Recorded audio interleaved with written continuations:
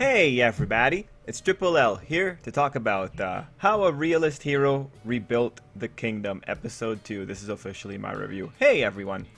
Anyway, for this episode, guys, I kind of wish there was more. I like when people are getting powers. I like when the new powers are being shown off. I like when people are being added to the cast. These kind of episodes make me want to see the next episode. So I was really feeling it. Let's go into the quick recap. We start with a quick technology level rundown. After that, we go into the magic rundown and the test, and that culminates in the poltergeist copying consciousness into objects. We then go into how super convenient poltergeist makes paperwork, followed by talking about missing money, which indicates that there might be some issue of money laundering happening in the background. We get to see that the king is still getting his ears cleaned. I would say, like, guy, do something else, but I guess if you have a wonderful queen like that who's willing to do that all the time, then sure. We then have Soma's scene with the princess, which continues into horse riding and questions of Soma's family, and that is probably the most relationship building that the episode does, just between the two of them, which is appreciated. We then go to the cotton field economics, which was overall, I think, very interesting from the intellectual point of view, and I really liked how they explained the chain reaction that occurred with having those cotton fields. Just looking at it, I don't know economics that well, but everything that they said seemed plausible. But then again, it's on the writer to make sure that everything they say is plausible. There might be like some kind of devil in the details type of thing. Anyway, the next scene is one where we meet the captain of the guard, Arcs, and that scene mixed in some more economy talk about what they were going to do about their foods. I also liked, this was kind of slipped in there, I liked Marks being respected. It's cool to have a prime minister that's actually really useful. Anyway, that leads to the recruitment drive and the intro on the Gem broadcast. Honestly, really convenient magic, all things considered. Not many other series have such a nice little way of getting messages out to people. In here, we also find out about the biasing that occurs with the recruitment, specifically the issue with the literacy rate. We then have the so-so moment rundown, and get ready for more of this. We'll talk about this in a moment. After that, we go into the recruitment speech, which was also worth pointing out that the kingdom is very multiracial, as we saw. So there's probably not going to be any kind of racism problems. We then have a montage of people heading out, and these are all people in the opening. And we see that one of them is in refugee camps, or at least she's in a camp. Given her status, she's probably a refugee from a country that got wiped out by demons or something like that. Anyway, that was the very quick rundown. Now to talk about little points, I think the episode does have quite a few. I think the first one I would like to cover is specifically people have already been spoiled. So this is an unfortunate reality of an opening. The opening already gives away who are going to be the relevant characters. So, you know, if you were reading this, like, there's no opening that's really going to give it away. Like, if you're reading this, what's going to give it away is maybe some insert art at the beginning of a volume. But because of the way descriptions work and how a novel introduces characters, just probably isn't going to happen. So that is one of the unfortunate things. When you have so many people showing up, it's like, okay, you know all these people are going to be relevant because they have names in the opening. So unfortunately, some of the surprise kind of goes away there. But this is like, what can you do?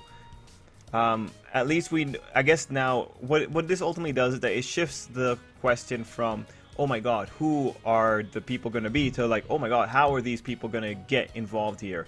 Because we do find out that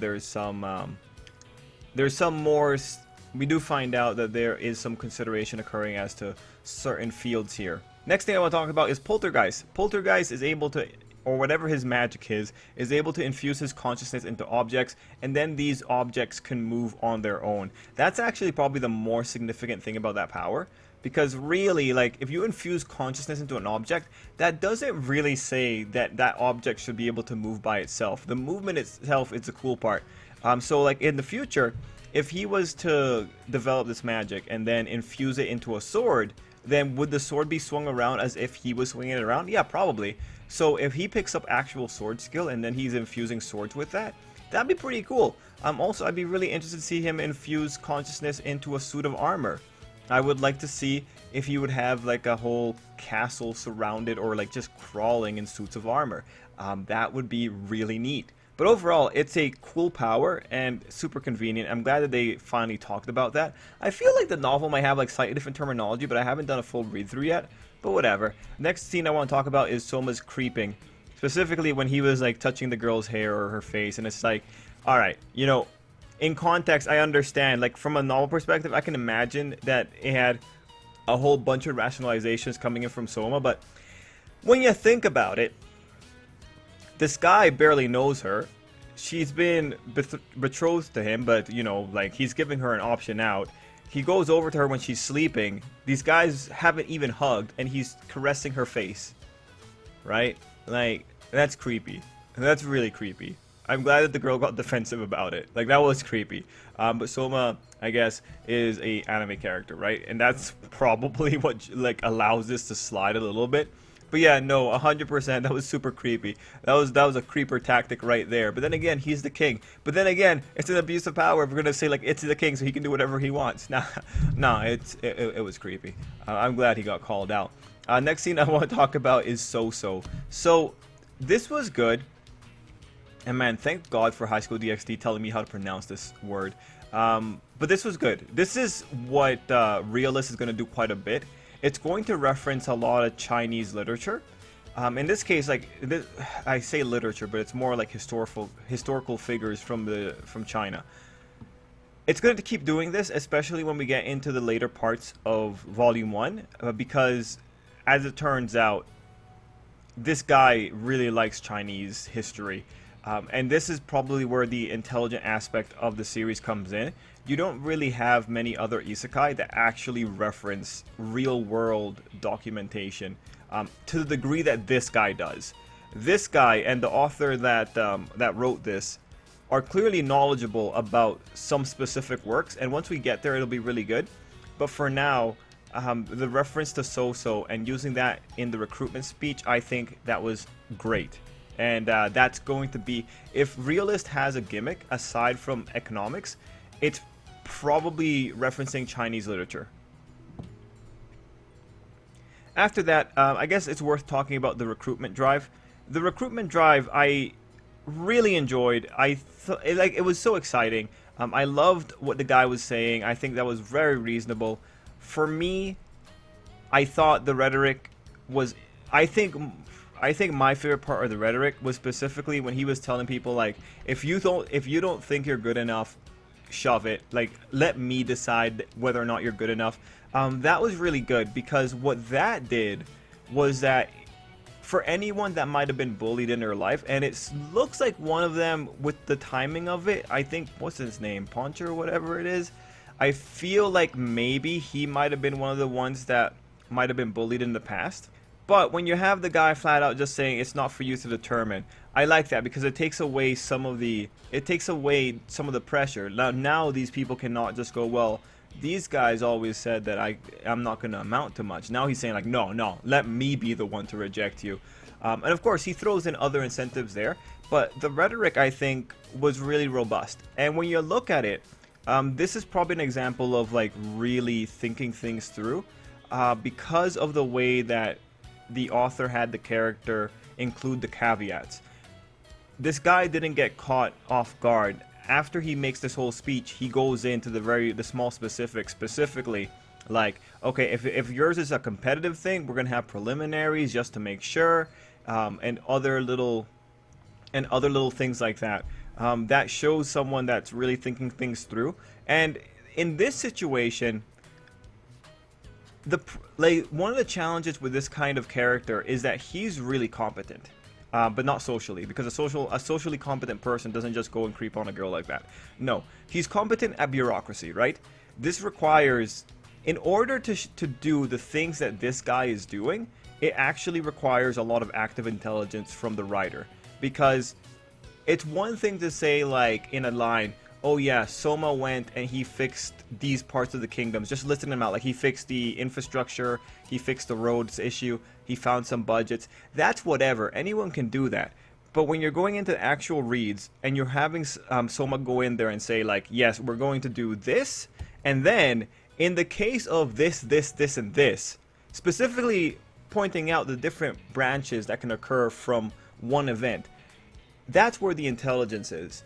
Because for a writer, it requires them being able to think through the situation and think through the logical conclusions that might come out from one particular plot movement. And really, that scene where he's talking about the little things that might occur with this whole selection process, that's what really elevates, or what really makes me think like, or gives me a good impression of the author's ability. I'm just looking at it again, like, just to give you ideas of how thought through this was. You have someone pointing out like, yeah, if you recommend another person, you're gonna get 30% of the reward. So like, that's really smart, because that's probably something that would happen. Trying to see if there's any other points there to add for his intelligence. Yeah, no. Now I will say, like, one tricky aspect here is that pretty much at this point you're pretty much like with say the economics. Because I do not know much, and because I assume the majority of the anime audience would not know much, we are in a bad position where whatever Soma says, we kind of have to just go along with it. And this, for some of the things, like just the chain reaction that occurred with the cotton fields, it's really interesting because unless you are really well studied on medieval politics or medieval economics, I don't think you're going to be able to spot the issues with what Soma is saying with the cotton field, which makes it really interesting. And this is also an interesting thing when it comes to the writing of this. You don't necessarily have to be the smartest person in the world. You don't necessarily have to be an expert on medieval economics to be able to write this story, or like to have that explanation of the cotton fields. You just need to be good enough such that you're better than the vast majority of your audience. Because once you're at that point, if you don't have your audience really calling you out, you're kind of in the clear. And you know, I would actually be curious if anyone that is an expert on these kind of things, if they would find any little thing. And just to like give you the idea, this happens in every other part of life. It happens very often with like with newspaper headlines or BuzzFeed articles. They'll come in and they'll tell you about this new research study. They'll come up with some wild conclusions. But if you know how to read a research paper and you go and you look at it, you're like, what? This is not the same thing. And it's like that, right? It's that kind of thing. But for when you're writing like this is one of the good positions to be in. It doesn't really matter if you actually don't know a lot.